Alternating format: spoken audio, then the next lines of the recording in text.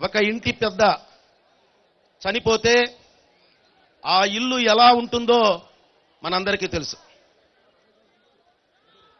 కవులకు పొలం తీసుకొని మొక్క నాటుకొని గింజ వేసి పండించి నష్టం వస్తే అతి తక్కువ అది 50,000 నుంచి 3 లక్షల దాకా.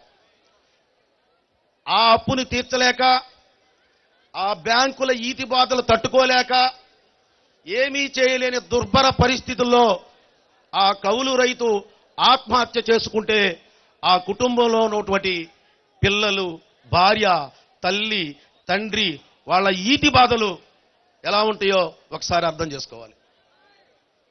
వీళ్ళందరినీ కౌలు రైతుల ఆత్మహత్యల యొక్క రాష్ట్రంలో జరుగుతున్నటువంటి ఆత్మహత్యల గురించి పవన్ కళ్యాణ్ ఆలోచించినప్పుడు ఒక టీమును పంపించి బహుశా ఈ రాష్ట్రంలో ఒక 500 మంది కౌలు రైతులు ఆత్మహత్యలు చేసుకొని ఉంటారు, మన పార్టీ తరఫున వాళ్ళని కాపాడాలి అని ఈ రాష్ట్రంలో అన్ని జిల్లాలకు కౌలు రైతుల ఆత్మహత్యలు ఎవరెవరు చేసుకున్నారు ఏంటి అని పోలీస్ స్టేషన్లలో ఎఫ్ఐఆర్ కాపీలు తెప్పిస్తే 500 నుంచి 1000 నుంచి 15 నుంచి 2000 3000 మంది ఆత్మహత్యలు చేసుకున్నారు.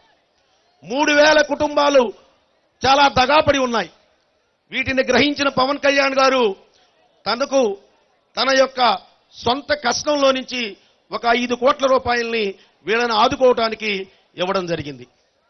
ఎప్పుడైతే పవన్ కళ్యాణ్ గారు కౌలు రైతులను పరామర్శించి వాళ్ళ కుటుంబాలకి 1 లక్ష రూపాయలు సాయం చేయాలని నిర్ణయించుకున్నాడో మొద్దు నిద్రపోతున్న ప్రభుత్వం అప్పుడే మేల్కొని అసలు వీళ్ళందరూ కౌలు రైతులే కాదు, వీళ్ళకి అసలు ఇవ్వాల్సిన అవసరమే లేదు అని మాట్లాడటం జరిగింది.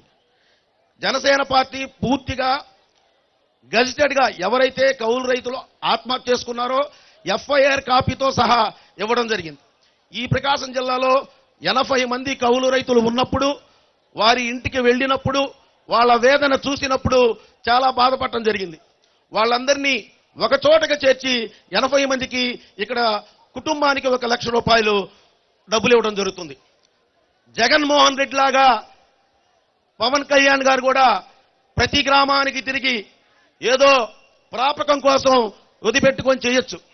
తక్షణమే వాళ్ళకి ఆర్థిక సాయం అంది వాళ్ళకి బాగుపడాలంటే ఒకే రోజు అందరినీ ఒకే వేదిక మీద తీసుకొచ్చి వాళ్ళకి ఇచ్చినట్టయితే ఆ జిల్లాలో ఉన్న కౌలు రైతులందరికీ తక్షణమే వాళ్ళకి మంచి జరుగుతుందన్న ఉద్దేశంతోనే ఈ కార్యక్రమాన్ని ఏర్పాటు చేయడం జరిగింది. మరో విషయం, ఈరోజు మార్పు కోరుకుంటున్నాం. మార్పు ఈరోజు రాజుపాలెం నుంచి పవన్ కళ్యాణ్ గారు బయలుదేరి వస్తూ ఉంటే మన కంటికి మార్పు కనపడతానే ఉంది. మహిళలు ట్రాక్టర్లు వేసుకొని మరీ వస్తున్నారు. మహిళలు మరీ ట్రాక్టర్లు వేసుకొని వస్తున్నారు. పవన్ కళ్యాణ్ గారికి అడ్డం పెడుతున్నారు, ఆగండి అంటున్నారు, మాట్లాడుతున్నారు. ఎప్పుడో 30-40 సంవత్సరాల క్రితం రాజకీయ పార్టీ వేదికలకు మీటింగులకు మహిళలు ట్రాక్టర్ల మీద మగవాళ్ళు ఆడవాళ్ళు వచ్చేవాళ్ళు. ఈ రోజు కంటితో రాజుపల్లి నుంచి వస్తుంటే మహిళలు ట్రాక్టర్లలో ఆటోల్లో వాటిల్లో వస్తూ ఉంటే జనసేన పార్టీ మార్పు ఈ రాష్ట్రంలో మొదలయ్యింది. దీన్ని ఆపటం ఎవరి వల్ల కాదు.